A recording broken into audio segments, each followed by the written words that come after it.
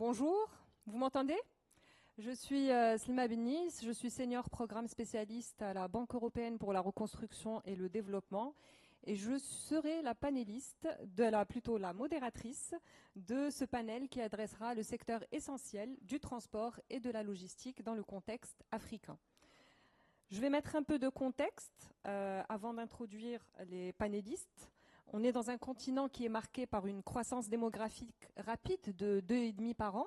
On est environ 1,3 milliard de personnes en 2022 dans le continent, dans un contexte également marqué par une urbanisation galopante. La nécessité de solutions de transport modernes et de systèmes de logistique efficaces n'a jamais été aussi évidente. Deux exemples pour illustrer mes propos. Le premier, celui de Tanger Med au Maroc, qui depuis son ouverture en 2007 a démontré que c'était un hub logistique très important au niveau de la Méditerranée, qui a révolutionné les échanges entre l'Afrique, l'Europe et le reste du monde. Deuxième exemple, celui du Northern Corridor, qui traverse l'Afrique de l'Est et qui illustre comment une infrastructure de transport bien conçue peut dynamiser le commerce et l'intégration économique entre les pays, en réduisant à la fois le temps et les coûts. Ce sujet, c'est également un sujet d'actualité. La semaine dernière, on en a beaucoup parlé lors de l'Africa Investment Forum. Et puis, le discours de Sa Majesté le Roi Mohamed VI, à l'occasion du 48e anniversaire de la Marche verte, qui est venu avec un plan de développement innovant en faveur de l'Afrique, avec l'annonce d'une structuration du littoral atlantique de portée africaine en termes d'infrastructures de connexion, de moyens de transport, d'intégration économique et régionale, afin de favoriser l'accès à l'Atlantique aux pays de la région. Cependant, l'innovation, elle ne concerne pas, elle ne se limite pas uniquement aux grands projets d'infrastructure. Face à l'immensité de ce territoire qu'est l'Afrique et aux défis d'accessibilité, il y a des solutions novatrices qui ont vu le jour. Notamment le commerce électronique, soutenu par les livraisons par drone, les points de collecte locaux. Donc ça améliore non seulement la mobilité des biens et des personnes, ça réduit les coûts commerciaux, ça favorise le commerce intra-africain, ça permet d'attirer des investissements étrangers, de créer des opportunités d'emploi, de favoriser l'intégration régionale. Et du coup, c'est ce dont on va discuter aujourd'hui avec nos panélistes. 4 volets que nous allons adresser ensemble. D'abord, les opportunités et les défis du secteur du transport et de la logistique. Ensuite, l'état actuel des infrastructures du transport et comment est-ce qu'elles influencent les activités économiques. Troisièmement, la logistique moderne et comment est-ce qu'elle peut surmonter les défis géographiques et politiques du continent pour faciliter le commerce intra-africain. Et enfin, parler de la durabilité et de la résilience des réseaux de transport. Donc avant d'entamer tous ensemble ce voyage stimulant pour dévoiler le potentiel immense de l'industrie du transport, je vais présenter les 8 panélistes et que je remercie d'ailleurs pour leur présence. Son Excellence Dr Abdoulaye Baldé, directeur général de Apix SA et qui nous vient de la République du Sénégal.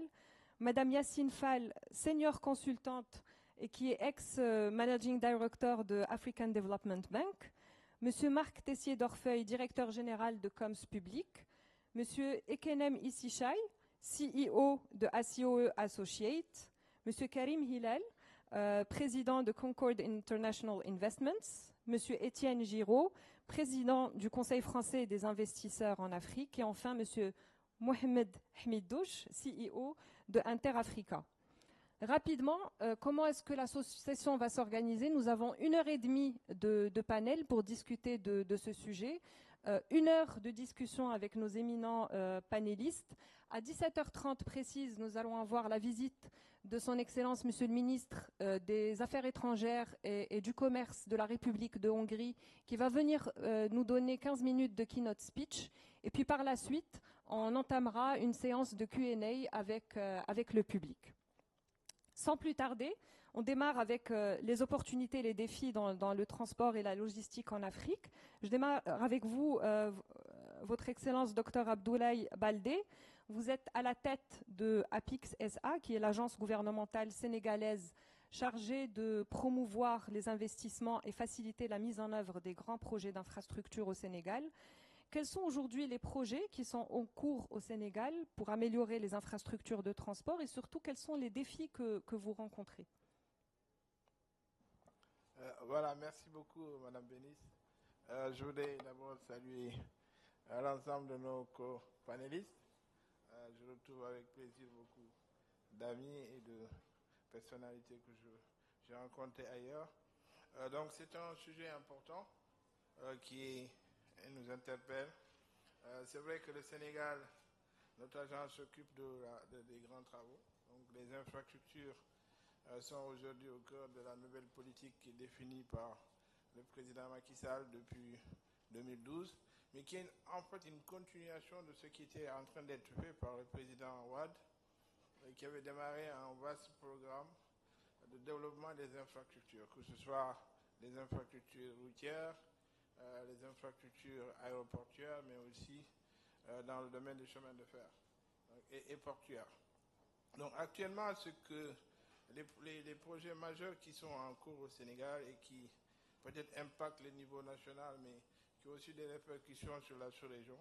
C'est d'abord, nous sommes en train de faire des ouvrages de connectivité avec la Gambie, de Mars Amidouche, qui était le représentant résident d'Abad, avait participé au financement de ce pont, qui relie actuellement le Sénégal et la Gambie et qui se prolonge jusqu'en Guinée-Bissau. En dehors de ce pont, nous avons aussi d'autres ouvrages de franchissement, de connectivité, parce que nous avons une région au sud et une région nord qui est beaucoup arrosée en eau. Donc nous avons plusieurs ponts qui sont des ponts d'interconnexion qui vont nous permettre d'aller de région à région, mais aussi de pouvoir aller en Guinée et puis en Guinée-Bissau et puis à continuer vers d'autres pays. Du côté nord aussi, il y a le pont entre le Sénégal et la Mauritanie, le pont de Rosso, qui va totalement désenclaver cette partie et qui va nous permettre d'arriver jusqu'au Maroc. C'est un pont important qui est en construction.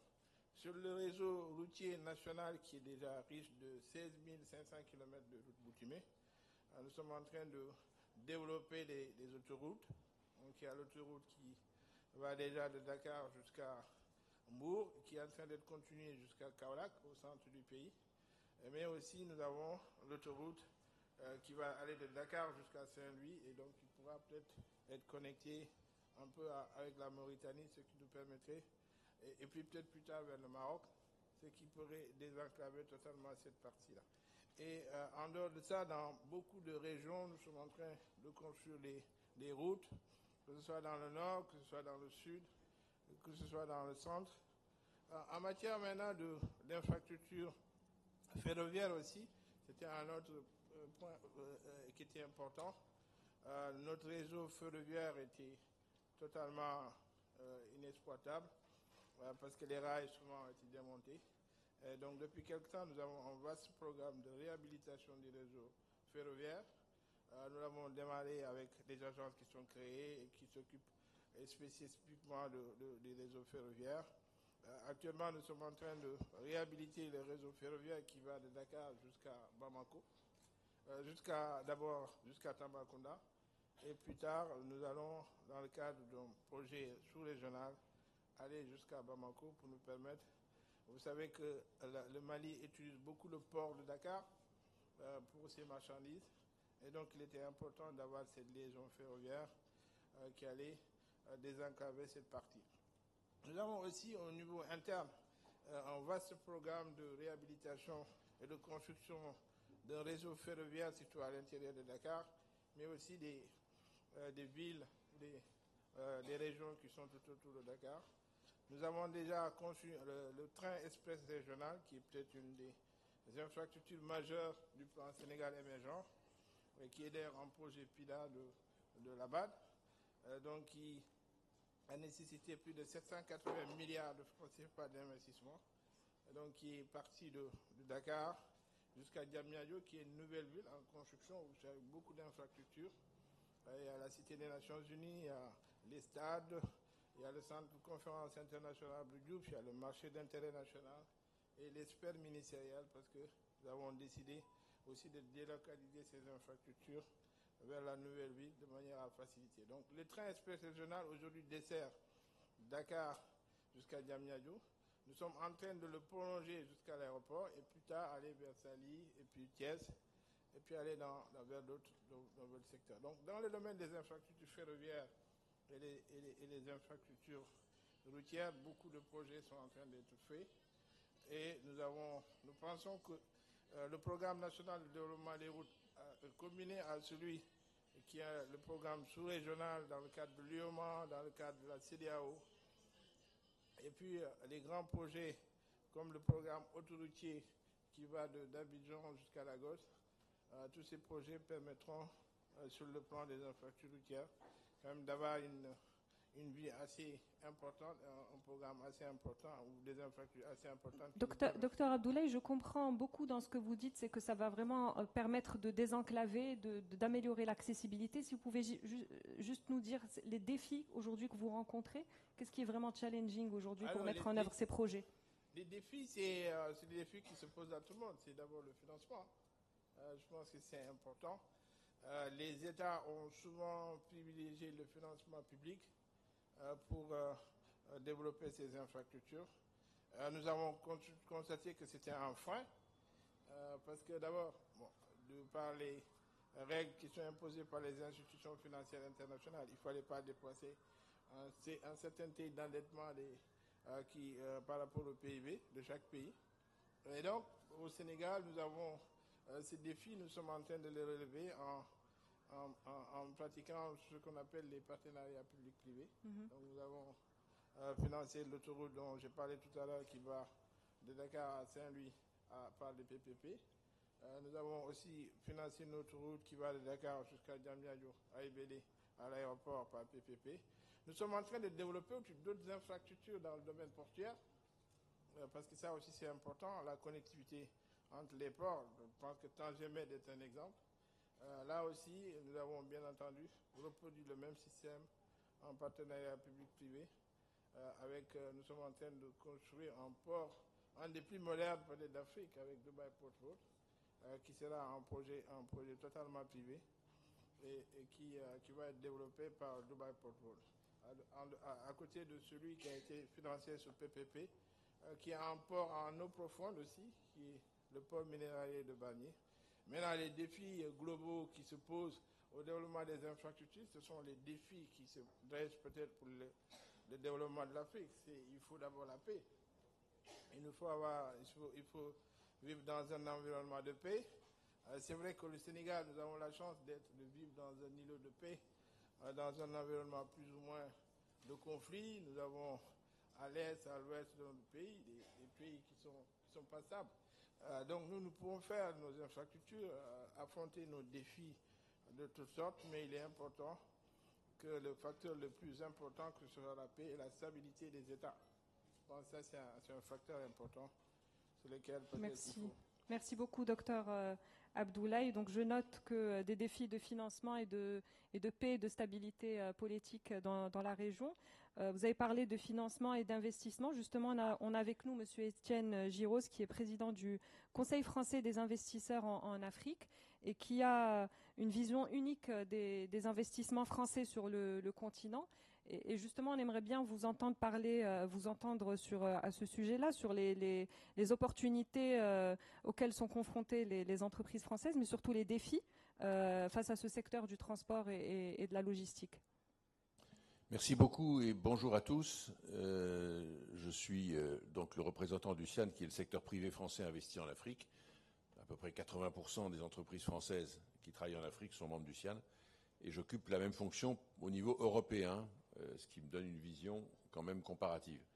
Et il se trouve, on est entre nous, je fais une confidence, vous le savez peut-être, mais dans ma vie professionnelle, avant de présider le CIAN, j'ai été le patron de Bolloré Afrique pendant une quinzaine d'années. Donc les ports, les chemins de fer, la manutention, le transit, ça me parle un peu. Alors, je voudrais vous dire, pour synthétiser, que pour moi, cette question de la logistique en Afrique est là, et nous avons donc ensemble, pouvoirs publics et privés, 5 défis à relever. Le premier, c'est le défi du désenclavement. Il nous faut désenclaver les pays de l'intérieur. Prenons un exemple. Comment voulez-vous qu'un pays comme le Niger, proche d'ici, qui a un taux de natalité extrême et qui va doubler sa population tous les 20 ans, qui va arriver bientôt à 50 millions. Il a un besoin de création d'emplois pour les jeunes. Il faut des activités. Comment le faire s'il n'a pas accès à la mer, soit pour importer des biens, soit pour exporter sa production? Donc c'est absolument essentiel. D'ailleurs, dans le mot désenclavement, je vous invite à réfléchir qu'il n'y a pas que les pays qui sont désenclavés. Il y a au sein des pays des régions qui sont désenclavées aussi.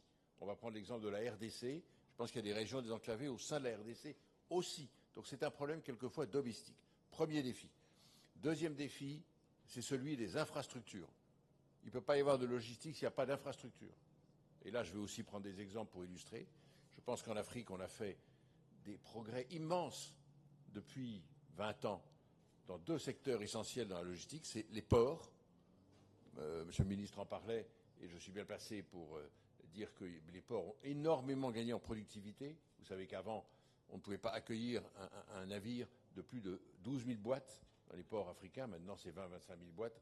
Des Algériens qui peuvent dépoter beaucoup plus et sortir du matériel. Et les aéroports qui ont énormément progressé, qui sont mis aux standards internationaux. Bon, mais ça ne suffit pas.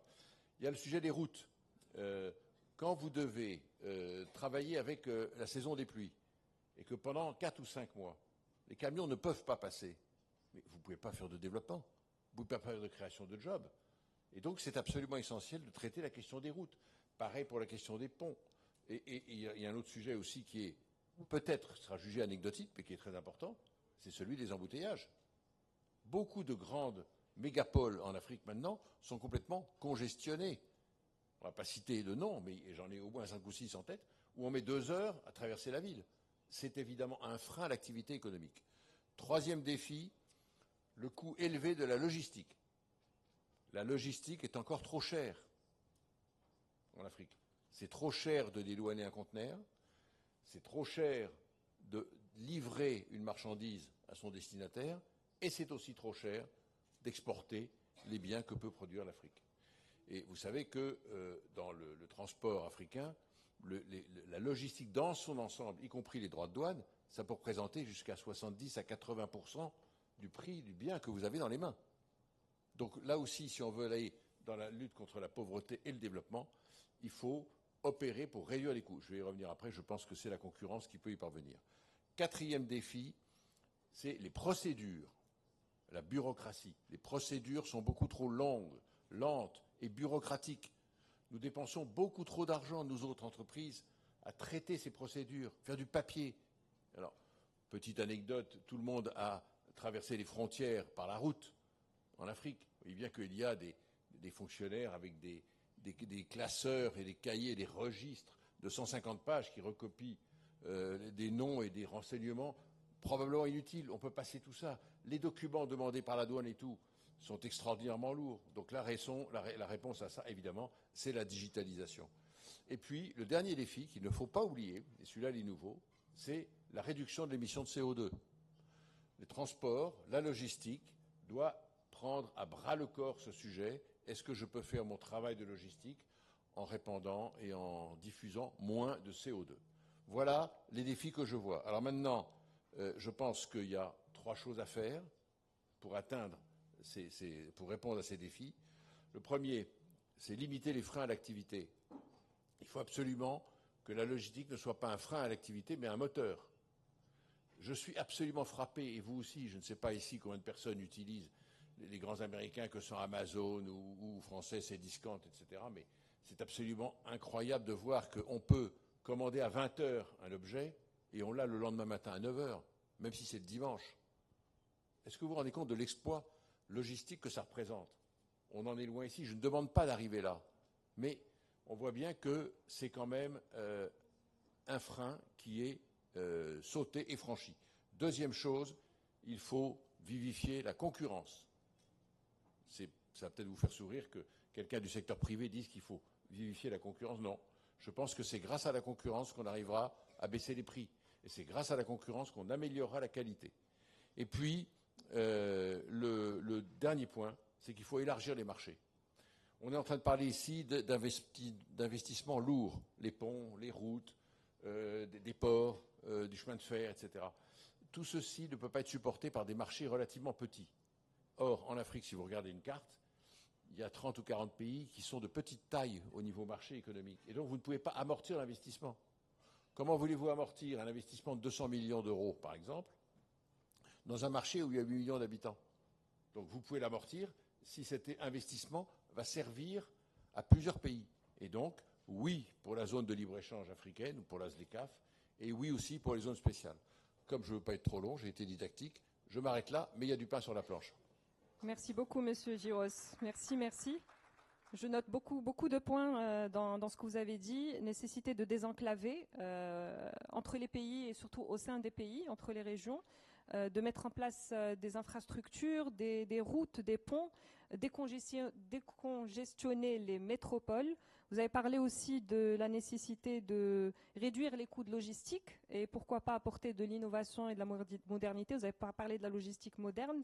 La nécessité aussi de travailler sur tout ce qui est bureaucratie et de digitaliser les procédures administratives, de réduire l'émission de CO2. Justement, je me tourne vers Monsieur Mohamed Hamidouche, qui est CEO d'Interafrica, pour nous dresser un peu un état des lieux des infrastructures de transport et de logistique aujourd'hui en Afrique. Monsieur Hamidouche est un expert de plus de 35 ans sur la question de l'infrastructure africaine, avec son expérience à la Banque africaine de développement.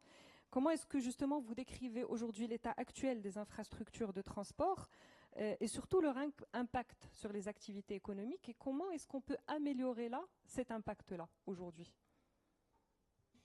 Bien, merci. Je ne suis pas CEO d'Interafrica, mais d'Interafrica Capital Group. Donc il faut continuer l'appellation pour que les gens comprennent de quoi il s'agit. Donc il s'agit essentiellement d'un bureau de conseil international. Voilà. Alors la question que vous avez soulevée, elle est fondamentale parce que les infrastructures en Afrique constituent la priorité de tous les États africains. Alors souvent, j'ai entendu ce matin parler du Sénégal, on a parlé de la RDC, on a parlé d'autres pays. Permettez-moi d'abord de rendre un hommage particulier à un pays qui me tient à cœur et qui est représenté ici par un ancien ministre des Affaires étrangères. Il s'agit de la République du Cap-Vert, dont je suis consul honoraire au Maroc. Alors, les problèmes d'infrastructure se posent aussi dans les îles. On oublie souvent les îles. Il n'y a pas que le Cap-Vert, nous avons Sao Tomé et Principe, son président de la République sera avec nous ce soir. Il y a également les Comores, il y a Madagascar, etc. Alors, si vous prenez un pays comme l'archipel du Cap-Vert, composé de 10 îles, il y a un phénomène incroyable que ce pays vit, à savoir le surcoût de l'insularité. Si vous produisez un produit sur une île donnée, pour le transporter sur une autre île, il va coûter 3 fois ou 4 fois plus cher. Et on n'a pas des aéroports dans toutes les îles. Donc le problème du transport maritime, parce qu'on oublie souvent le rôle du transport maritime dans le développement des infrastructures en Afrique. Et c'est pour ça que je voudrais juste faire un petit coucou à monsieur le ministre qui vient d'arriver et que je salue à titre fraternel. Et pour dire que ce problème des infrastructures se pose avec acuité. La Banque africaine de développement, où j'ai passé 36 ans de ma carrière, et je suis ici avec ma sœur Yacine Fall, et je viens de constater l'arrivée du représentant de la BAD à Rabat, qui vient d'arriver. Je lui rends un hommage, il fait un excellent travail ici au Maroc. Entre parenthèses, le Maroc est le premier client de la Banque africaine de développement. Alors la BAD, dès 1967, a financé un projet d'infrastructure dans le secteur des routes au Kenya. Et nous avons beaucoup travaillé avec les institutions continentales, qu'il s'agisse de l'ancienne Organisation de l'Unité africaine qu'on appelle l'Union africaine aujourd'hui, ou bien avec la Commission économique des Nations unies pour l'Afrique qui est basée à Addis Abeba, dans le cadre de ce que beaucoup d'entre vous connaissent, à savoir le NEPAD, qui est le nouveau partenariat pour le développement économique en Afrique. C'est une agence qui a été créée dans les années 80 avec l'assistance de la BAD. Elle était basée en Afrique du Sud, mais aujourd'hui on l'a déplacée à Addis Abeba. Elle est devenue l'agence de développement de l'Union africaine. Alors, dans le cadre des activités de cette organisation, la BAD a soutenu un programme qu'on appelle le programme PIDA, le programme d'investissement pour le développement des infrastructures en Afrique. Alors nous parlons surtout de projets régionaux. Le ministre Baldé, tout à l'heure, a fait mention de 2 projets dans lesquels j'étais personnellement impliqué quand j'étais en poste à Dakar, parce que je couvrais l'Afrique de l'Ouest à partir du Sénégal. D'abord, le projet sur le fleuve de la Gambie, qui s'appelle la Sénégambie, et qui a été inauguré il n'y a pas longtemps par les 2 chefs d'État du Sénégal et de la Gambie, mais aussi le projet sur le fleuve Sénégal, entre les 2 villes Rosso situées en Mauritanie et au Sénégal, et qui va permettre de renforcer le fameux corridor qui va de Tanger à Lagos. Parce qu'il y a de grands projets d'infrastructures continentaux, n'est-ce pas, dans différentes régions du continent africain. Nous soutenons également le développement des corridors au niveau du continent africain. C'est quelque chose de très important. Alors on a parlé du Niger, comment évacuer les produits sur la façade maritime. Retenons d'abord que nous avons 16 pays enclavés sur le continent. 16 pays africains n'ont pas accès à des façades maritimes. Mais si vous prenez le cas du Burkina Faso, du Mali ou du Niger, ils ont créé des chambres de commerce basées soit à Dakar, soit à Abidjan, soit à Lomé, pour pouvoir évacuer leurs produits d'exportation et aussi pour importer des biens et des services à travers ces plateformes. Donc, la solidarité qui existe entre les États de l'espace CEDEAO, d'ailleurs la CEDEAO c'est la région la plus intégrée au niveau du continent africain, permet de réaliser de telles économies d'échelle, n'est-ce pas, pour aider les pays enclavés à avoir l'accès aux façades maritimes.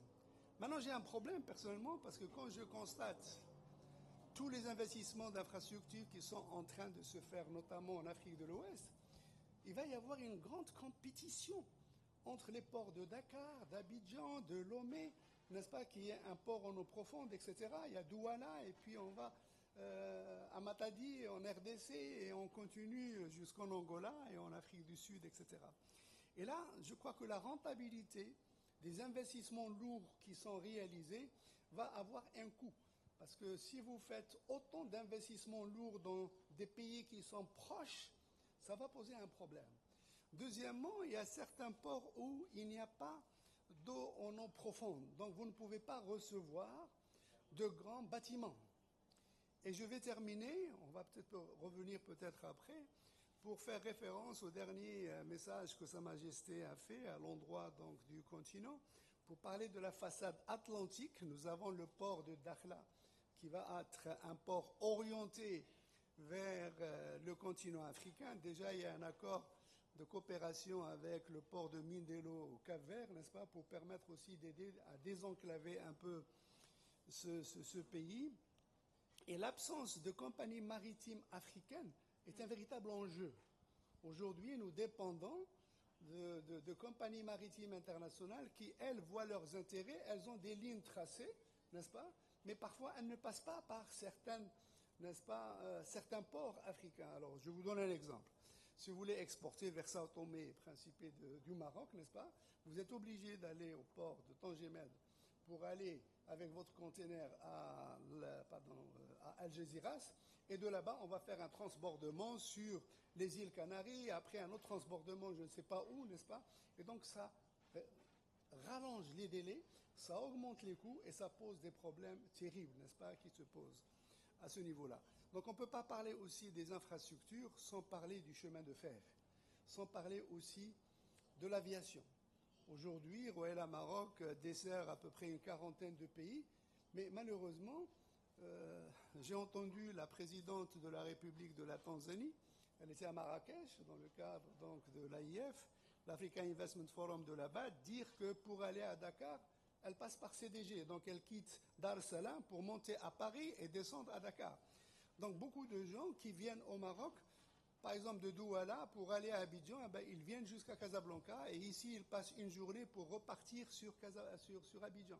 On a de véritables problèmes de connectivité. Oui. Et ça, c'est un problème quand même qui est assez sérieux, etc. Merci. Et je voudrais rendre hommage à l'ancien président de la République du Sénégal, qui était visionnaire aussi, parce que dans le cadre du Népal, il nous a soumis un projet faramineux. Il portait sur la création d'une autoroute à péage entre Dakar et Djibouti et une ligne de chemin de fer aussi entre Dakar et Djibouti. Mais le seul projet que nous avons pu réaliser, c'est celui portant sur la Grande Muraille Verte, une ceinture de 50 km qui va de Dakar jusqu'à Djibouti. C'est toujours cette vision continentale, n'est-ce pas, afin de lutter contre la désertification, n'est-ce pas, qui touche un peu les pays du Sahel, etc. Merci beaucoup, Monsieur Hamid Douche.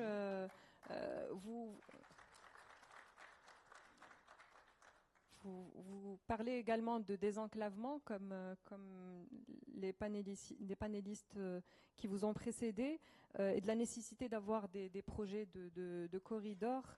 Et surtout, moi, ce que je note, c'est l'importance de la spécialisation pour pas qu'on fasse tous la même chose et d'avoir chacun une proposition de valeur unique pour qu'on travaille tous en synergie. J'aimerais revenir maintenant sur le coût de la logistique dont a parlé M. Giros, et du fait que ce soit trop cher, et de l'aspect innovation et technologie, puisqu'il s'agit du point d'après, et de voir comment est-ce qu'on peut surmonter ces défis pour faciliter le commerce intra-africain en utilisant la logistique moderne, et comment est-ce qu'elle peut peut-être contribuer à surmonter les défis géographiques. Je vais poser la question à M. Karim Hillel. C'est OK si je la pose en français ou vous voulez que je la fasse en anglais?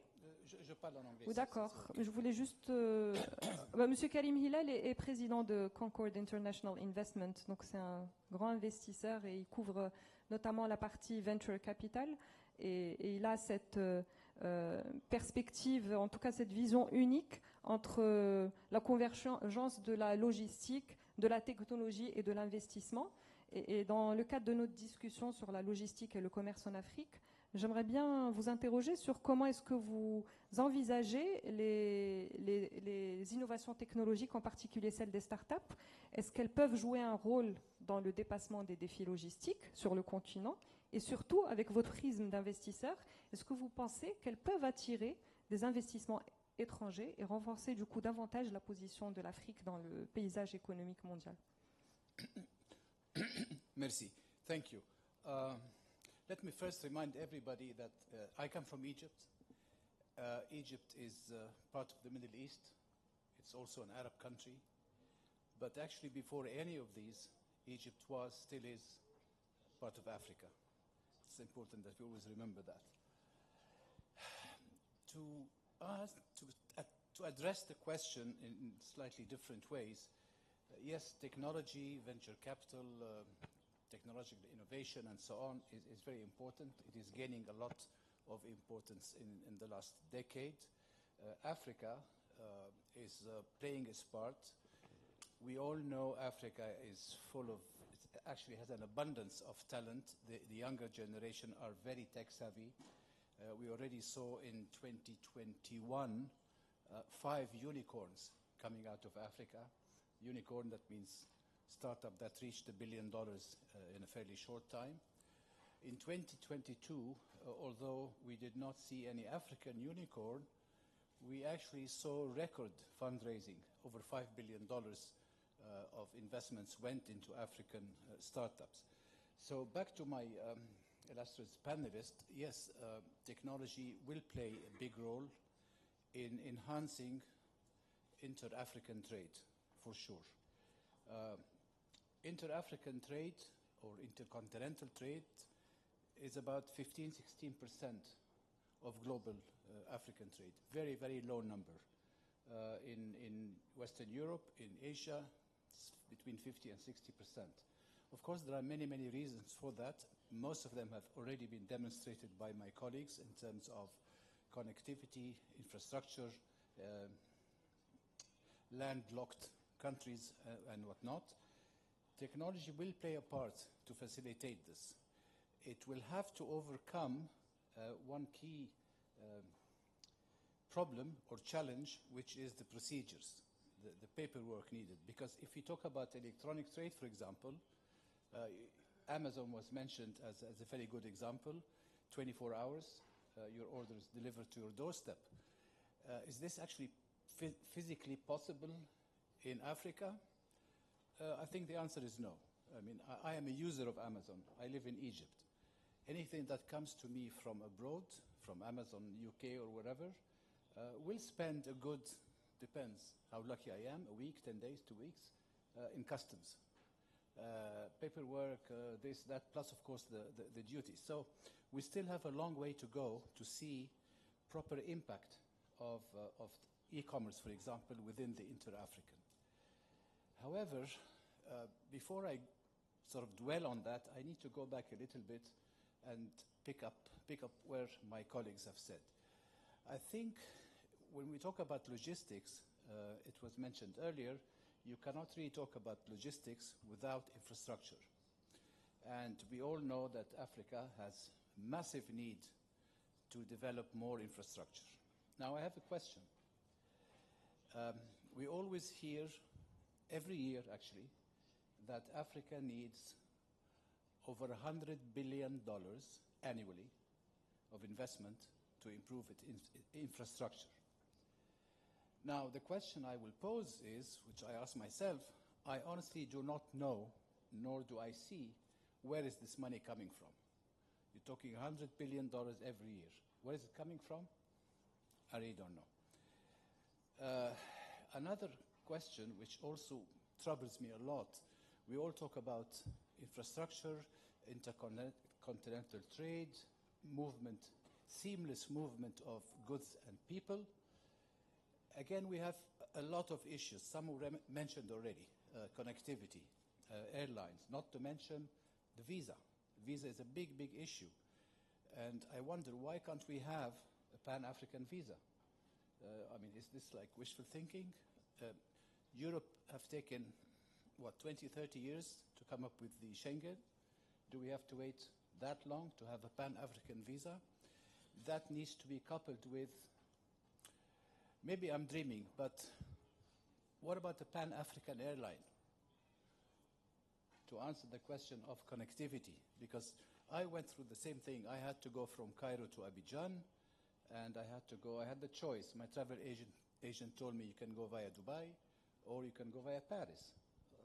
It really doesn't make sense, not to mention the expense. Now, we all know infrastructure is very, very capital intensive. Like I said, hundreds of billions of dollars, which I think is really wishful thinking. We need to be realistic about that. So I have an idea, maybe something to think about as well. I mentioned Pan-African Airlines, Pan-African Railway also. But for infrastructure to try and fund this huge gap, why don't we think about a Pan-African infrastructure investment bank? We all know, or most of us know, about the Asian Infrastructure Investment Bank. It was a Chinese initiative, but it has, I can't remember how many members now, but it has members, shareholders from North America, Canada, not the US, from Europe, several countries in Europe, as well as Arab countries. Their mandate is to mobilize funds to invest in the infrastructure, principally in the Asian region, but now they have extended their activities into the Middle East, into Africa, and in fact into Latin America. Now, we all hear about the DFIs and their good intentions to help Africa participate in the development of infrastructure and so on. But it's individual efforts, and sometimes, with all due respect, they take too much time.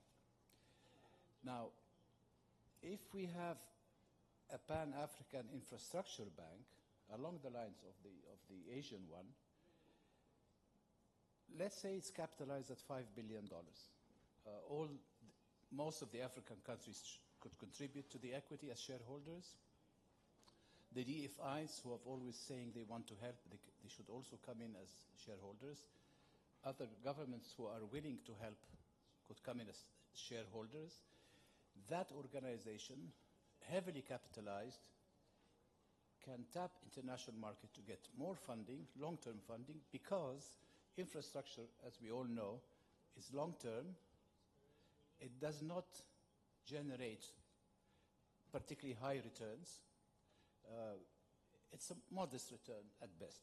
But the impact on the whole economy of the continent, of the intercontinental trade, of the global trade, and the resultant factor of building the infrastructure that everybody talked about to attract more investors is very obvious. So maybe that is something we really should think about. Thank you. Thank you, Mr. Hilal. Okay. I'm sorry Thank you. to cut you. I understand that, just to sum up, that startups are very important and they have their role to play, but there's the necessity to have the basis, infrastructure, connectivity, but also we have to get rid of regulatory hurdles to digitize all the procedures in order for them to play their role.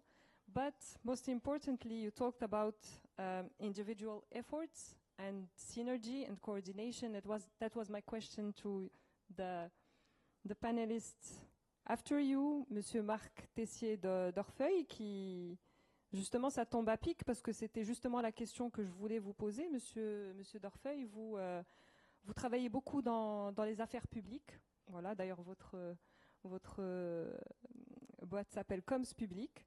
Et vous savez pertinemment que pour relever ces défis, et pour que la sauce prenne, il est nécessaire d'approcher cette approche multipartiste dont a parlé M. Hilal et qui implique non seulement les gouvernements, mais aussi le secteur privé et puis les organisations internationales.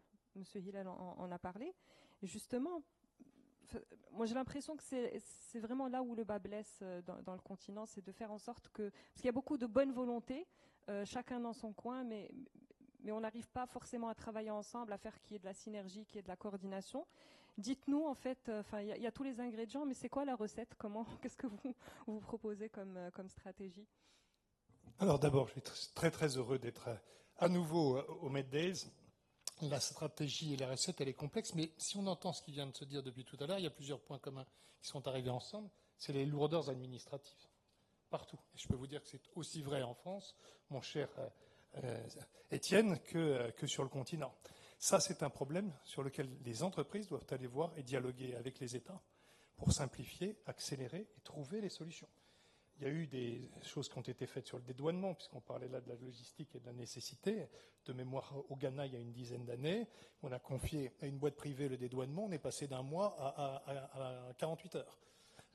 L'enjeu, puisqu'on parle de logistique ici, d'un dédouanement rapide, est énorme sur les prix et sur le reste. Mais la bonne manière, déjà, c'est que les gens se coalisent, les privés, quels qu'ils soient, et aillent voir ensemble les gouvernants, pas pour leurs projets, mais pour les projets collectifs, des infrastructures ensemble, de qu'est-ce qu'on doit faire, qu'est-ce qu'il faut changer dans la législation pour aller plus vite, pour essayer de gagner du temps. Très clairement, dans les différentes interventions qui viennent d'avoir, derrière, il y aura toute une nécessité de pédagogie, d'acceptabilité, notamment, par exemple, des autoroutes à péage, parce que Étienne l'a évoqué, vous avez très bien évoqué, Monsieur le Ministre, aujourd'hui, les ports et les aéroports, on sait comment ça marche. C'est du PPP marchand, c'est la marchandise et les containers qui vont financer, c'est aujourd'hui les passagers ou les avions. On regarde à peu près les équations financières du trafic et on sait qu'on peut trouver un amortissement. Par contre, il y a une difficulté sur laquelle on a peu parlé depuis tout à l'heure, c'est tout le reste qui n'est pas finançable dans un modèle concessif et de délégation de services publics. C'est en fait les infrastructures secondaires, routières, qui vont irriguer l'ensemble de ce système. 90% des marchandises au monde, elles passent par les ports. Donc, et on l'a très bien dit, les ports, ça fonctionne plutôt bien en Afrique. Tu as même peur d'une concurrence entre les ports. Mais derrière, il faut que ça rentre dans les terres. Il faut que ça rentre dans les 16 pays qui ont besoin d'être irrigués. Et là, on prend la route. Et il y aura peu d'autoroutes à péage. Je relis d'ailleurs ce qui a été dit tout à l'heure, dans une compréhension de la pédagogie. Et c'est là que tout le monde doit agir ensemble, de l'autoroute à péage de Dakar, parce que je le prends comme un symbole extrêmement intéressant. Les populations ont compris qu'on paye, mais on gagne 2 heures dans un sens et on gagne 2 heures dans l'autre. Et 2 heures dans une voiture où on consomme de l'essence. Donc en fait, ça peut être rentable de payer des péages. Il y a tout un travail de pédagogie à faire sur l'acceptabilité. Mais il y a beaucoup d'endroits où il n'y aura pas de péage. Les routes secondaires ou même les routes non goudronnées aujourd'hui en terre, elles ont besoin d'aller dans un certain nombre de villes africaines. Et je dis, parce que je vais provoquer mes amis africains, mais combien de routes entre la ville et la sous-préfecture sont tellement mal investies qu'on les refait tous les ans à chaque pluie. Tous les ans. Moi, je l'ai vu dans plusieurs pays. Tous les ans, on refait la route. et je vous le dis en vous provoquant, parce que c'est un autre sujet sur lequel on doit réfléchir, c'est la capacité de regarder demain et d'investir long terme et de payer plus cher pour que ça dure plus longtemps. C'est le principe du PPP. On va en parler tout à l'heure, justement, de la résilience et de la durabilité. C'est le sujet. Moi, je vous le dis, vous avez beaucoup d'argent pour refaire des routes tous les ans. Vaut mieux payer 3 fois plus cher la première année et que la route, elle dure 10 ans, plutôt que de la changer tous les ans. Ça, c'est un problème d'acceptabilité, de compréhension et peut-être de comptabilité publique. Je le dis, je bouscule, il faudra peut-être un jour avoir la même comptabilité dans l'État que l'on a dans les entreprises, de savoir amortir. Si je mets beaucoup d'argent dans une route, pourquoi je n'amortirais pas sur 10 ans en intégrant dans ma comptabilité publique sur les 10 années qui viennent son amortissement? Elle me coûte moins cher, au moins sur ma dette. Il faut la payer, ça j'en conviens. Si c'est en PPP, on la paye au fur et à mesure. Je pense que dans les années qui vont venir, c'est de la rigidité de la comptabilité publique qu'il va falloir beaucoup bousculer. Et puis avoir de l'imagination aussi. L'Afrique a eu de l'imagination avec le téléphone. Vous avez été les premiers à organiser, à utiliser le téléphone pour payer, et le monde entier vous a suivi. Il n'y a pas besoin de passer par le fil, on est passé par l'air immédiatement pour communiquer. Vous n'êtes peut-être pas connectés tous à l'électricité, mais au téléphone, tout le monde l'a. Eh bien, moi, je pense que là, je vous lance un défi sur la logistique, puisqu'on en parle, parce que je regarde aussi ce qui se passe, et j'étais présent à la COP22 pendant 14 jours auprès de Salah Eddine Mezouar et d'Hakima El Eité, et il y a des perspectives totalement nouvelles. Et si les marchandises demain, on les emmenait par des drones qui permettraient aujourd'hui de porter 250 kilos, après-demain 6 tonnes. Et si on les emmenait par des ballons dirigeables? Ça a été présenté plusieurs fois, ils seront présents à la COP28. Quand on n'a pas les moyens de se payer des routes interrégionales entre deux capitales qui ne sont pas connectées, eh bien pourquoi on n'emmènerait pas les marchandises par les airs avec des dirigeables qui peuvent porter 90 tonnes? Parce que l'autre sujet aussi, pourquoi je le dis, parce que je suis très, non pas fâché, mais je regarde tout simplement, c'est qu'investir dans les routes, c'est bien, mais investir dans le contrôle des poids lourds, c'est encore mieux. Hein, parce que, mais on peut le faire encore mieux. Je sais que c'est en train de se faire, mais vous savez comme moi qu'il y a quand même des routes qui sont très très défoncées. Donc ça doit être le cas partout. Sinon, l'investissement, il est éphémère. Vous le savez quand même, il y a encore 10 ans, on a vu des routes totalement défoncées au bout de 2-3 ans. Donc ce sujet-là, il est primordial pour l'infrastructure routière. Et puis après, il y a cette imagination, regardez ce qui peut demain se faire, qui n'existe pas, comme le paiement par téléphone. Et si l'Afrique était le continent où, dans 10 ans, on transportera les marchandises par les airs, parce qu'il n'y a peut-être pas les moyens nécessaires pour financer toutes les routes. Et dernier point, parce qu'on a beaucoup parlé du financement, et là encore, je crois qu'il faudra trouver des fonds d'investissement. Je lance un appel à manifestation d'intérêt et de projet. Ça avait été souligné il y a une dizaine d'années par le patron des caisses d'épargne en France, et aujourd'hui, des banques africaines pourraient le faire. Et si on fait appel à la diaspora mondiale pour créer un fonds d'investissement et financer les infrastructures demain? La plupart remettent de l'argent au pays chaque année. Mais si demain, sur les 100 euros qu'on envoie à sa famille, on n'en envoie plus 90, mais on met 10 euros tous, et vous mettez tous vos familles dans un fonds qui servira aux infrastructures et à la logistique pour accélérer, parce qu'il faut trouver de l'argent. On l'a dit depuis tout à l'heure, vous l'avez très bien dit, Monsieur le Ministre, le défi, c'est l'argent. Et l'autre défi fabuleux que vous avez, qui n'est pas un défi, c'est une chance unique. Vous avez la jeunesse avec vous. L'Afrique, elle est jeune. Elle a envie d'entreprendre, elle aura besoin de bouger, et il faut parier sur les jeunes. En Europe, on a plutôt les vieux là-bas. Hein. Donc on aura besoin demain de tous travailler du nord au sud et de s'appuyer sur cette capacité créative que l'on voit très très fortement et trouver en effet toutes les infrastructures nécessaires. J'ai aimé ce que vous avez dit, ils sont où les 100 milliards? On ne les voit pas. Il faut les trouver, mais ça veut dire qu'il doit y avoir une bonne gouvernance. Je jette de l'éloge à notre ami de l'APIX. Il y a des organisations qui fonctionnent très bien. Le Maroc, avec sa DEPP, est absolument remarquable. Vous êtes en train de lancer la décentralisation avancée où les régions vont pouvoir aussi accélérer des investissements. Mais il y a aussi derrière, en effet, une infrastructure administrative qui doit être légère, efficace. C'est possible. Le Sénégal le montre et il vise 2035 pour être un pays émergent. Le Maroc l'a déjà très, très largement monté. Donc, derrière, sur le continent, il y a aussi cette nécessité de trouver le cadre juridique, financier, administratif, mais surtout les volontés. Et pour pousser les décideurs publics au sommet, rien ne vaut que le privé se coalise pour frapper à la porte et dire voilà comment il faut faire. Merci beaucoup, Monsieur Marc. Vous avez parlé de résilience. Justement, c'était la question que je voulais poser à Madame Yacine Fall, qui a passé aussi plusieurs années à la Banque africaine de développement et qui continue à servir à la BAD en tant que consultante senior. Justement, enfin, là, on parle beaucoup de défis et de défis environnementaux et de changements climatiques. Vous avez financé beaucoup de projets d'infrastructure au niveau de la BAD. Est-ce que cet élément de défi climatique était intégré dans la genèse de ces projets-là en amont? Et qu'est-ce qu'on peut mettre en place encore davantage pour renforcer la résilience de ces infrastructures de transport aujourd'hui?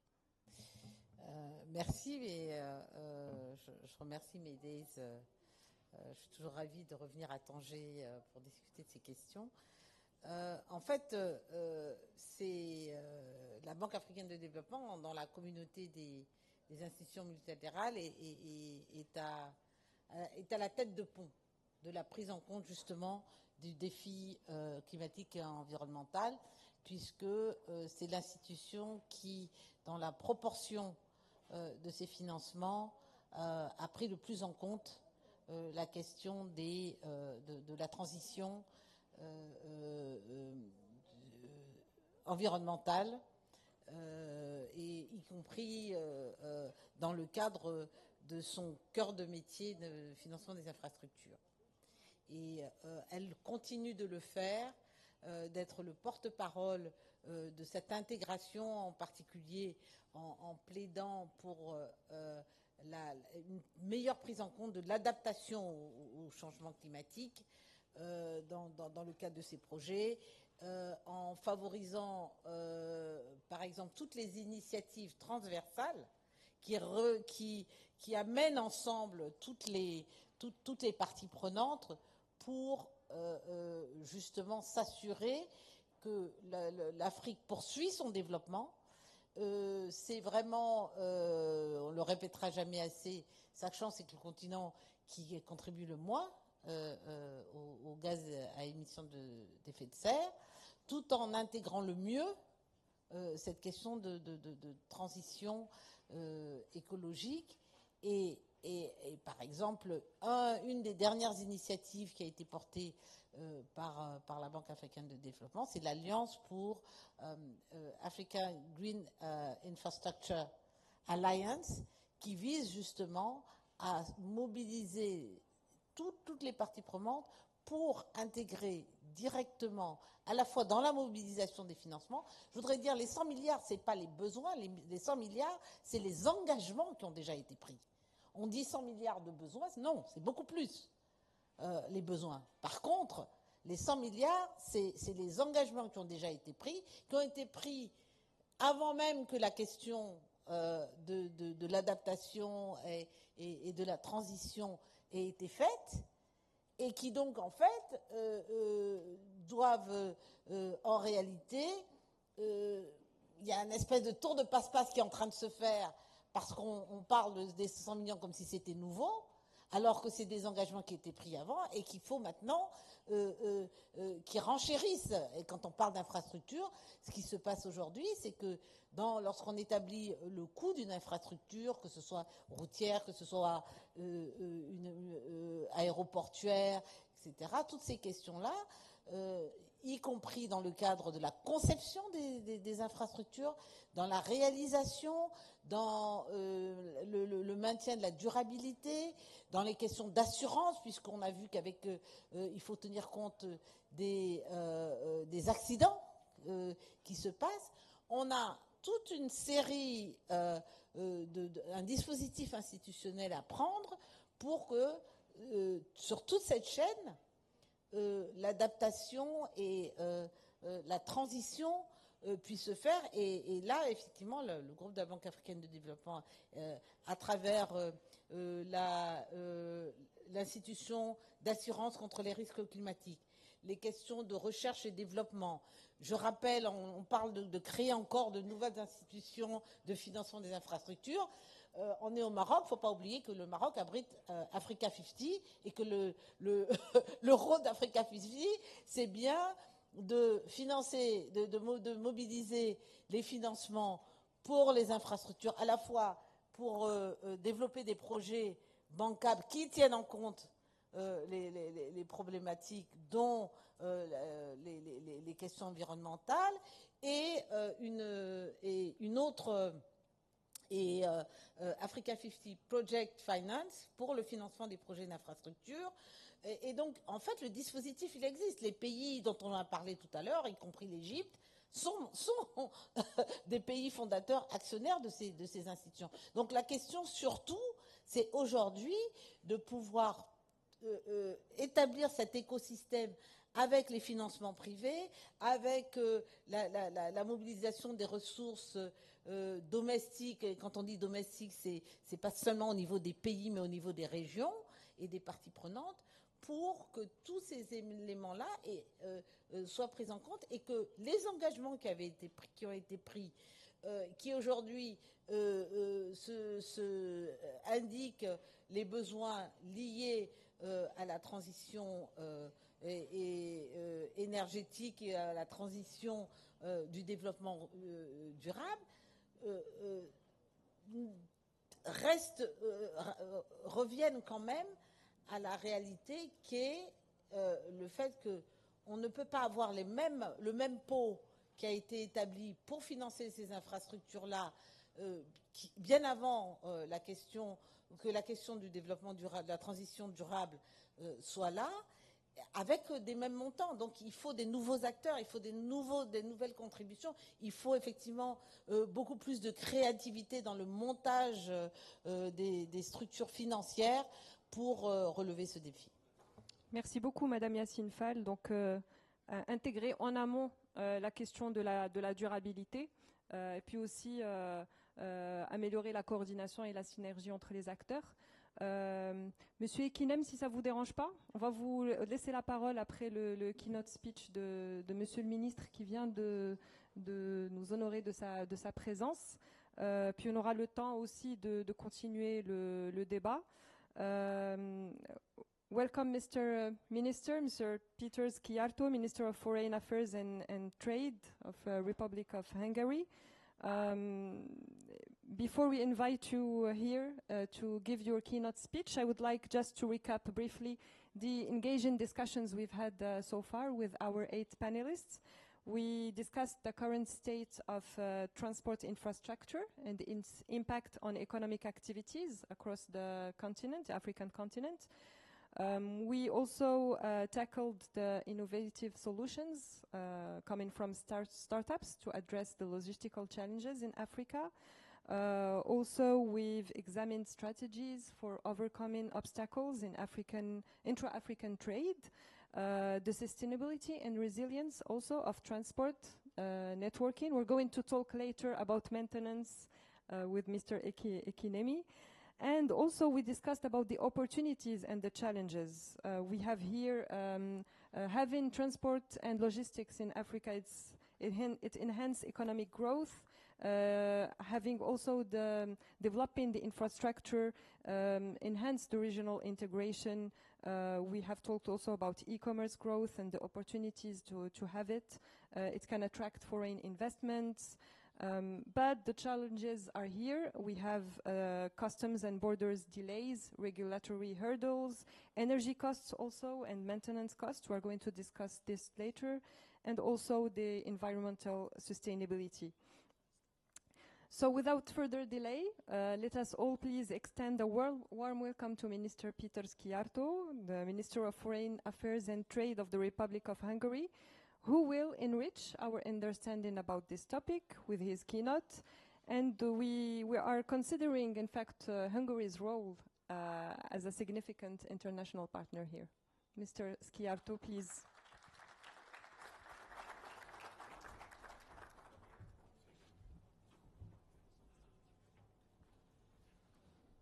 Good afternoon to all of you.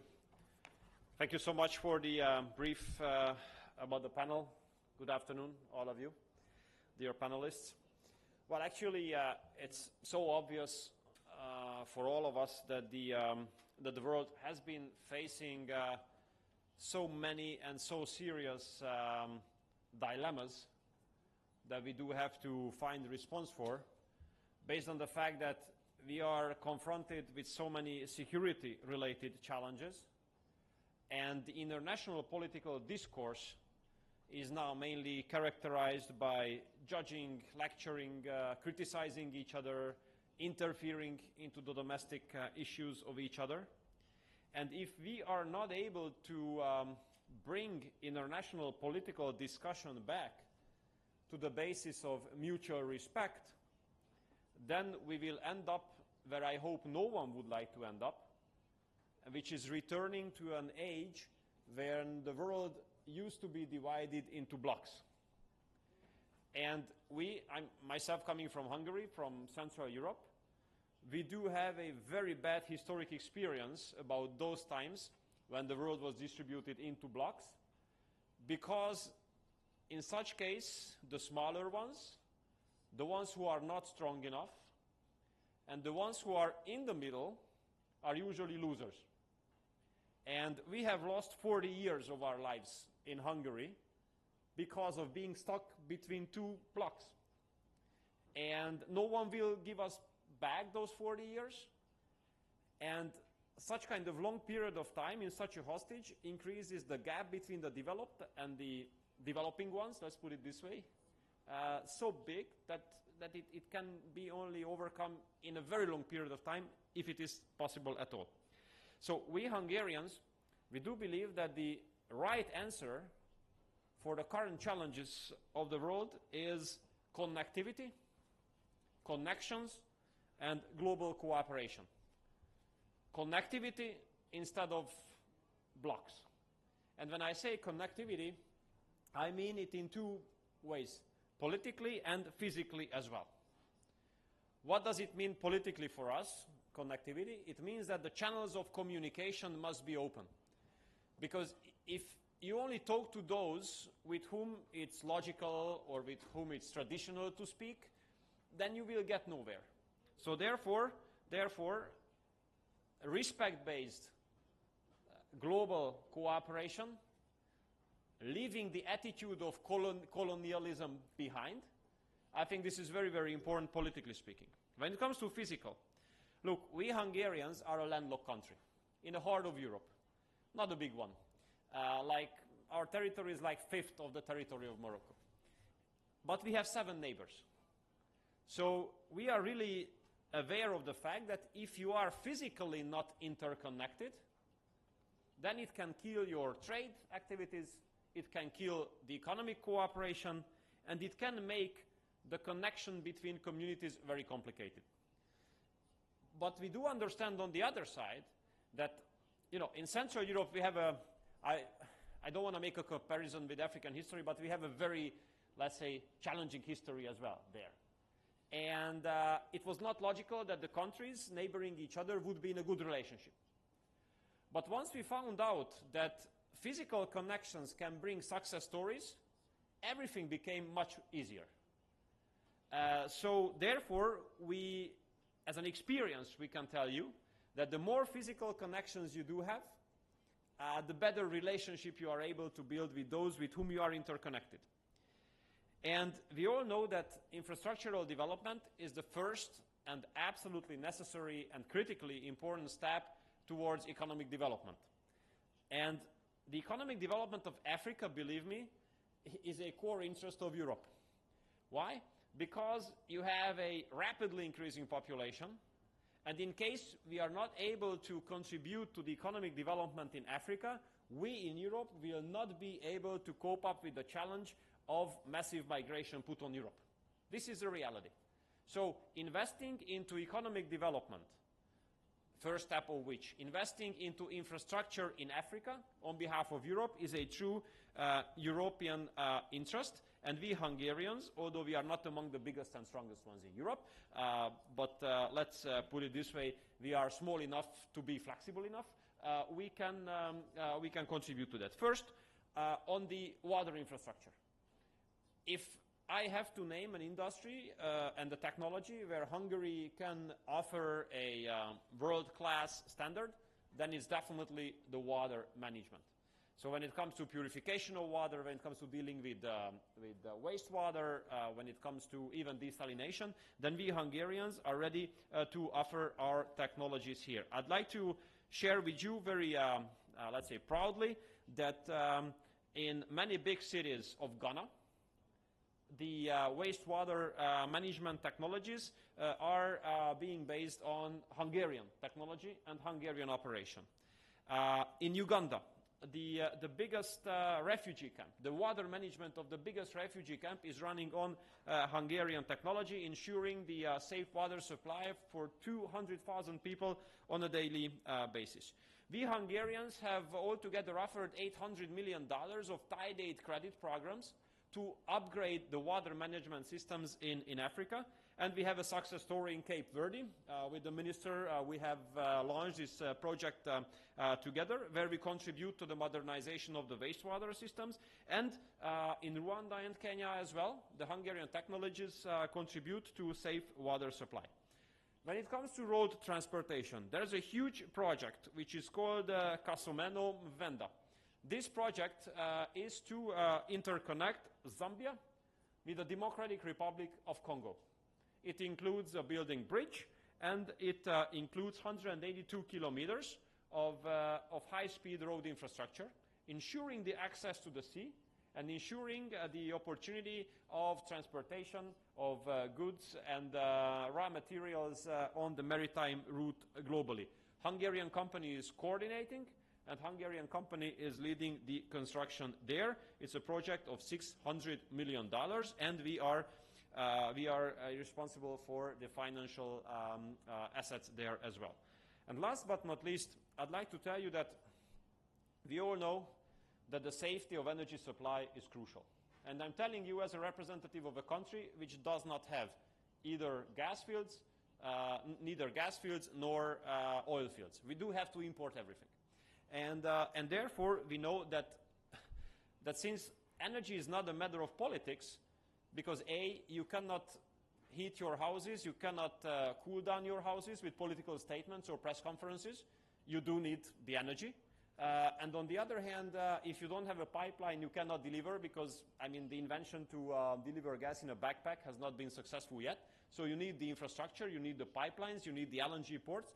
So therefore, we know that infrastructure in this regard is so important. And therefore, the EastMed pipeline, the construction of it, is really important, not only for Africa, but for Europe as well. Therefore, we Hungarians are observers to this South Mediterranean Gas Forum, which can help a lot to improve the energy connection between Africa and Europe. And we all know that the biggest solar park of the world is to be found in Morocco.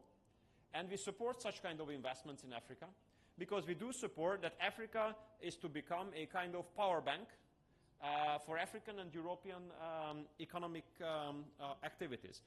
And believe me, in order to overcome the energy crisis in Europe, we need to diversify. But diversification for us does not mean replacing one source with the other. Diversification for us means having more resources. And we would like to add African energy sources to the European energy mix as well. We all know that it will only happen in case we are able to team up for big pipeline projects to be carried out. We Hungarians are absolutely ready for that, and we Hungarians are pushing the European Union to look at Africa as a partner, underlined, as a partner, with which cooperation is not only in the interest of the Africans, but the Europeans as well. And here I would put infrastructure as number one, and believe me, we will be very active in Brussels in the upcoming years as well to build this cooperation between Africa and Europe based on the development of infrastructure. Thank you so much. Thank you so much, Your Excellency, Mr. Minister Peter Szijjártó, for your valuable insights. Thank you so much. I noticed the possibility for Hungary to leverage the 7 countries' neighbors around you, the transfer of technology when it comes to water management, and the importance of road transportation. Now let's move to Mr. Ekenemi Isishai. Thank you for your patience with us. I wanted to ask you about the importance of maintenance and upkeep costs. Usually in Africa, we tend to prioritize capex and big investments, and we often overlook the consideration of maintenance and upkeep costs. Can you give us some insights about this, and if you have a strategy to put in place this necessity to have this also in Africa? Thank you so much for the question and for middays. And thank you to the Honorable Minister for your great comments. I think the first thing I would say is that there's a cost element to everything, especially when it comes to transport and logistics. There's a cost element to planning. There's a cost element to developing. There's a cost element to implementing, utilization, and finally maintenance. Let me give an example. When you look at African roads, for example, over 80% of African roads are used for commercial goods being moved from one point to another. On those same roads are 90% of people moving across those roads. So that already tells you the actual pressure on roads itself, as an example. And then let me also use another example of transportation, of air transportation. It took me 4.5 hours to come from Lagos to Morocco, but it took me 18 hours to go from Lagos to Botswana in Africa. So that means that I would have been in New Delhi, India, much faster than I've been in Botswana, which goes back to my point earlier. There's a cost element to everything. When we break it down to maintenance, what we're seeing as an advisory firm and what we tell our clients, especially when they're thinking about infrastructure in Africa, is number one, the cost of transportation or maintenance is already high. And we're in a situation where, supply chain, there's supply chain disruptions, inflation, currency fluctuations. There are all these different elements to it. So the first thing we usually tell folks is, number one, how do we get the private sector more involved in the development of managing maintenance costs? In Africa alone, private sector participation in sub-Saharan Africa towards infrastructural delivery is just 6%. In the Middle East is 9%. In in Latin America is 12%. So it tells you that there's already a gap around private sector participation in how we do towards financing infrastructural delivery in Africa. The second one is the fact that because of the fact that most countries don't really have a lot of capital to spend, especially around maintenance, this is where regional integration comes in. So how do we leverage each other's costs so we sort of bear the risk around this? So that's the second model there. The third is how do we find out more alternative forms of transportation to, once again, manage this cost? So I'll give you an example. In Nigeria, they decided it's really high. We can't maintain even vehicles, buses. So what are they doing now? They're going to CNG. They're going to LNG. They're going into hydrogen. And they're going into electric. Because the maintenance cost is high, especially since the energy costs are pretty high at the moment. The other part, too, that we see from our point of view is the fact that there has to be, there's something they call the Nigerian Road Tax Bill. What is the road tax bill? It means that any private company or entity now can build roads in exchange for the fact that, build and maintain roads in exchange for the fact that they will get tax rebates or tax write-offs. So that encourages the big institutions and the mid-sized institutions to do roads according to global standards and make sure that they're doing that cost. And the other point I wanted to mention is the fact that we can't run away from climate change. We can't run away from floods. We can't run away from other elements that are called acts of God. So we need to plan for those things. So the way we build bridges and roads has to change moving for the next 20 years. We can't use the same concept of the last 20 years to build for the next 20 years. So the model in which we build this has to change, which goes into your PPP framework. So the public-private sector framework you're using has to even evolve with an ESG element to it that says, I'm thinking 20 years out of how we're going to build this. And a lot of times we hear about countries saying, oh, we helped build this road, or institutions saying we helped build this road. But when you really look at those roads, in some cases they don't really last that long because they were not built for the next 20 years, taking into account the fact that majority of people are using those roads. And I'm using roads now, for example. So we have to think more carefully about how we're doing this. And lastly, the point I wanted to make also has to do with, policies. So the AFCFTA presents an opportunity for us to really think about how do we work across this inter-Africa thing we want to do. And the opportunity for us here is that Africa has become a place where we can really take advantage of some of the global chain disruptions that have happened. Africa has become now almost like the hub for companies to invest in, do more stuff in. So they're looking for opportunities, and I believe that this is the right time to do it.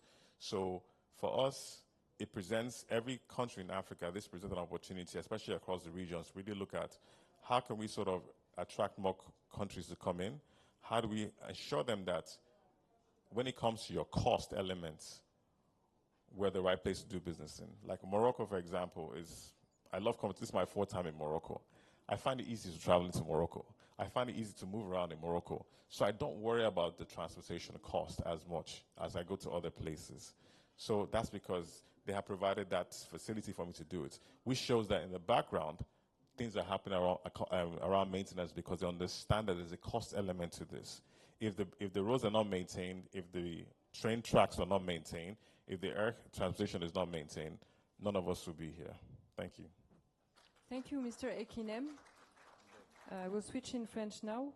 Mais ce que je comprends, et je vous invite à me dire si j'ai bien compris, c'est que chaque chose a son coût, chaque chose a un coût, et le coût de la maintenance est relativement élevé, le coût de l'énergie aussi, et que c'est très important en fait en amont de la conception des projets d'intégrer cette variable-là de la maintenance pour ne pas le regretter plus tard et pour avoir des infrastructures qui sont résilientes et durables. Et pourquoi pas, ça permet aussi de se dire tel projet ne va pas fonctionner parce que c'est trop cher, qu'il y a beaucoup de maintenance, allons vers un autre projet où on va peut-être intégrer une énergie qui coûtera moins cher, où on va utiliser de l'hydrogène vert, où on va utiliser du solaire et so on.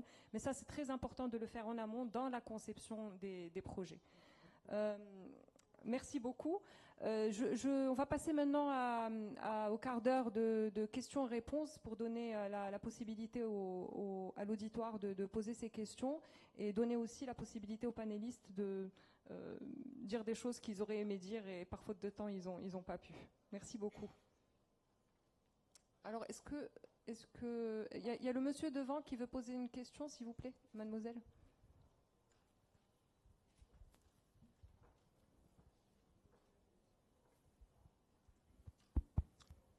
Jawad Kardoudi, je suis président de l'Institut marocain des relations internationales et je remercie tous les intervenants parce que j'ai beaucoup appris pendant cette séance. Seulement, aucun intervenant n'a parlé de l'Union africaine. Je pense qu'il faudrait, bien sûr, chaque pays doit construire lui-même ses infrastructures. Mais je pense qu'au niveau de l'Union africaine, il doit y avoir une coordination. Parce que il peut y avoir des doubles emplois. Il peut y avoir beaucoup de questions. Ce que je propose, c'est qu'il y ait, je ne sais pas si ça existe, peut-être mon ami Sermidouche va me le dire, est-ce qu'il y a au sein de l'Union africaine une commission qui ne s'occupe que de ces problèmes logistiques. Et je vous remercie. Très bien. Donc la question est pour M. Hmidouche. Bien. Merci beaucoup, Monsieur le Président Jawad Kardoudi. Je crois que j'ai longuement évoqué le rôle de l'Union africaine à travers le NEPAD, le nouveau partenariat pour le développement économique en Afrique, et le fameux programme intitulé PIDA, le programme d'investissement pour le développement, n'est-ce pas, des infrastructures en Afrique. L'Union africaine, comme vous le savez, elle a mis en place l'agenda 2063, qui s'intitule « L'Afrique que nous voulons ». Et si vous rentrez sur le site web de l'Union africaine, vous allez trouver l'extraordinaire banque de données sur les différents secteurs de développement économique du continent, y compris, bien entendu, le problème des infrastructures. Donc je crois que, rassurez-vous, c'est une question qui est traitée au sommet des chefs d'État, au niveau ministériel et au niveau des communautés économiques régionales qui sont les démembrements de l'Union africaine, comme l'UMA dans notre région qui ne fonctionne malheureusement pas, elle est bloquée, mais au niveau des autres régions en Afrique subsaharienne, elle fonctionne très bien. Si vous permettez, Madame la modératrice, je voudrais revenir sur la question de l'entretien et de la maintenance, qui me semble extrêmement importante. Donc vous avez dit dans vos propos, à titre de conclusion, que lors de l'évaluation des projets, on doit inclure cette dimension d'entretien routier. Eh bien, sachez que les États, même ici au Maroc, nous avons créé ce que nous appelons les fonds d'entretien routier, qui sont alimentés par une taxe parafiscale, alimentés par l'essence, le gasoil, etc., la vignette que nous payons aussi pour circuler sur le territoire, etc. Donc ça, c'est déjà réglé. Maintenant, le niveau des financements mobilisés dans le cadre de ce fonds d'entretien routier dépend du parc automobile que vous avez dans chaque pays. Donc si vous avez un parc étroit dans un petit pays, bien entendu, les fonds vont être très très limités. Deuxièmement, n'oublions pas que nous faisons obligation, dans le cadre des contrats des entreprises de construction ou de travaux publics, n'est-ce pas, de faire attention parce que très souvent, et je l'ai constaté plusieurs fois sur des projets financés par la BAD dans l'Afrique de l'Ouest, où il y a ce phénomène de pluie torrentielle que nous avons surtout dans les pays un peu tropicaux, où les entreprises font usage de matériaux de construction qui ne sont pas de bonne qualité. Et c'est ça qui crée les nids de poules que vous trouvez sur les routes et que mon frère, n'est-ce pas, a évoqué longuement, n'est-ce pas. Il y a également des dispositions qui sont prises pour installer sur le long de la route des balances pour les camions dont l'essieu dépasse une certaine quantité. Vous avez une réglementation qui vous dit, par exemple, que le camion ne peut pas transporter plus de 4,5 tonnes, et on trouve des camions qui transportent 8 tonnes. Et donc, forcément, le poids de ces camions impacte sur la route, et donc ils détruisent la route. Donc, ils sont pénalisés, les policiers les arrêtent, eh ben, on les amène à la fourrière, ils paient des pénalités, etc. Mais le mal est là. Donc ça, c'est un problème véritablement qui se pose. Il est traité par les États. Malheureusement, les moyens ne sont pas toujours les mêmes au niveau des États. Mais sachez que la communauté des bailleurs de fonds est fortement mobilisée pour apporter, n'est-ce pas, les concours financiers. Je m'arrête là. Merci beaucoup. On a parlé de la BAD, s'il vous plaît, juste une chose. Je voudrais aussi rendre hommage aux fonds arabes qui récemment, à Riyad, la semaine dernière, ont annoncé dans le cadre du groupe de coordination arabe 50 milliards de dollars à l'attention donc de l'Afrique subsaharienne, et l'Arabie saoudite a annoncé 25 milliards, donc voilà 75 milliards mobilisés pour aider l'Afrique, même si notre région elle est impactée par le conflit que nous vivons dans la sous-région. Merci Monsieur Ahmedouche. On a une question, monsieur qui a levé la main.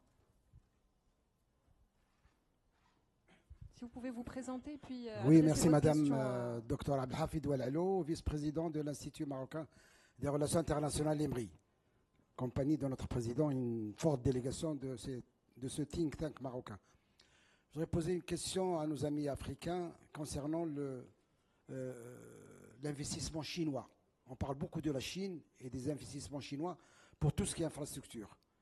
Certainement au Sénégal, vous avez des chiffres. Et si on peut avoir des chiffres sur cet investissement en Afrique surtout. Et deuxième question, c'est le port de Dakhla. Sa Majesté avait parlé de l'Afrique atlantique, son impact sur l'intégration économique des 23 pays de l'Atlantique et les autres aussi enclavés. Quelle est votre réaction par rapport à ce grand projet de l'Afrique atlantique et du port de Dakhla qui sera prêt en 2030 ? Merci. Alors, votre question s'adresse à Dr Abdoulaye Saleh, c'est ça? Et Madame Yassine Fall, les deux? Oui. Bon, les femmes d'abord, je pense. Vous n'allez pas m'en vouloir, Dr Abdoulaye? Alors, moi, je vais parler un peu de cette histoire de l'investissement chinois. Je pense que c'est un petit peu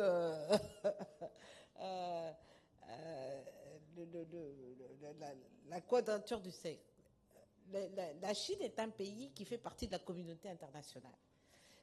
Il y a des domaines où, de manière concurrentielle, elle est en mesure de faire sa place. Et c'est un acteur parmi d'autres. Et il faut aussi rappeler que la question concurrentielle, elle appartient à ceux qui concourent pour obtenir des marchés, de réaliser des projets, aussi bien que ceux qui sont les propriétaires de ces projets. Et je crois qu'il faut sortir un peu du fantasme et avoir une vue pragmatique des projets qui sont bien structurés, des processus de passation des marchés qui sont bien organisés, transparents et menés suivant des cahiers des charges et des processus solides, ne peuvent mener qu'à attribuer des marchés et des projets qu'aux meilleurs. Et je crois que on obtient le fournisseur qu'on mérite. Dans certains domaines, on a des entreprises qui sont d'un pays ou d'un autre qui dominent le marché. Ça, c'est une réalité. Si vous allez dans les nouvelles technologies, vous avez les GAFA. On sait qu'aujourd'hui, dans la question des infrastructures routières, eh bien, il y a des acteurs mondiaux, des entreprises qui sont immenses. Road and Bridges, si je peux prendre comme... c'est dans un milieu concurrentiel des entreprises qui dominent le marché. Maintenant, évidemment, il y a des normes qu'il faut respecter, et c'est ceux qui passent le marché qui doivent s'assurer que dans la manière dont ils structurent ces marchés-là et dont ils les attribuent, ils s'assurent qu'ils obtiennent la meilleure qualité possible auprès du meilleur fournisseur possible. On reçoit, et évidemment, la question de la concurrence au niveau des origines, hein, des entreprises qui concourent. Il faut s'assurer aussi que les entreprises nationales et régionales finissent par être compétitives. Aujourd'hui, on sait que, par exemple, si vous regardez le portefeuille au Maroc, eh bien 80% des projets financés, par exemple, par les bailleurs de fonds et au Maroc, sont emportés par des entreprises marocaines. Pourquoi ? Parce qu'elles sont compétitives et qu'elles répondent aux besoins et aux normes internationales. Et il y a d'autres pays en Afrique où c'est le cas.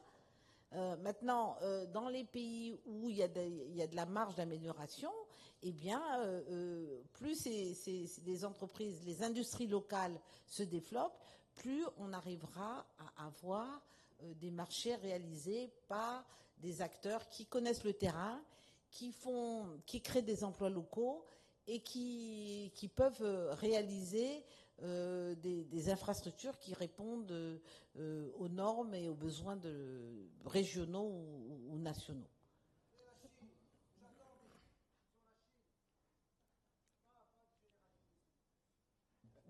Alors, donnez-les-moi les chiffres, parce que quand vous posez la question, c'est que vous avez déjà des chiffres qui traduisent votre inquiétude. Vous parlez de la Chine. Je sais que le financement de ces projets amène à l'endettement. Et il y a des pays qui n'arrivent pas à payer leurs dettes, Djibouti par exemple. Et ça, c'est une problématique pour les pays africains, pour choisir le bon projet, le bon investissement avec son impact sur la création des emplois et la qualité des travaux et aussi le contrôle de ces projets. Je vous ai posé la question pour avoir quelques chiffres concernant le Sénégal, par exemple. Merci. Je ne pourrais pas peut-être vous donner les chiffres exacts, mais ce que je peux dire, c'est que le Sénégal est un pays ouvert au business et nous ne sommes plus dans des monopoles et que nous sommes tout à fait ouverts à la concurrence. Autant nous recevons des Chinois, autant nous avons des Turcs qui sont d'ailleurs beaucoup plus implantés au Sénégal. Nous avons des Indiens, de plus en plus d'Américains et de gens qui viennent d'ailleurs. Maintenant, si vous prenez dans le cadre du tableau des investissements directs étrangers, la Chine se situe dans le top 10, dans les 10 premiers. Ils sont dans les infrastructures, beaucoup. Mais ils gagnent des marchés sur la base d'appels d'offres. Nous avons des codes, des marchés bien spécifiques avec la loi du moins 10 ans. Souvent, les Chinois, quand ils viennent, ils font du dumping. Ils ont les offres les plus abordables sur le plan des prix. Et souvent, c'est eux qui gagnent des marchés. Donc, ils sont en train de faire de la voirie, en fait, beaucoup de projets autoroutiers au niveau du Sénégal. Et ils sont aussi de plus en plus impliqués dans d'autres projets qui ne nécessitent pas forcément des dettes, de l'endettement. Donc, nous sommes en train nous avons imaginé de nouveaux types de financement, notamment les PPP. Et aujourd'hui, nous sommes en train de discuter avec une société chinoise qui s'appelle Hirotong, qui veut développer avec nous un projet industriel au niveau de l'aéroport, qui sur 50 hectares, il voudrait installer 72 entreprises chinoises, plus ou moins pour nous aider à industrialiser le pays, notamment dans le cadre de la transformation des produits agricoles et puis beaucoup dans l'agro-industrie. Merci beaucoup, merci. Je suis désolée, je vais devoir écourter le panel. I'm so sorry, Mr. Ekinem, but we can discuss later with the public, parce qu'on a la séance d'ouverture tout de suite. Je vous remercie beaucoup pour tous vos insights. Vraiment désolée, on aurait aimé vous avoir plus et échanger davantage. Merci beaucoup pour le public et à très bientôt l'année prochaine.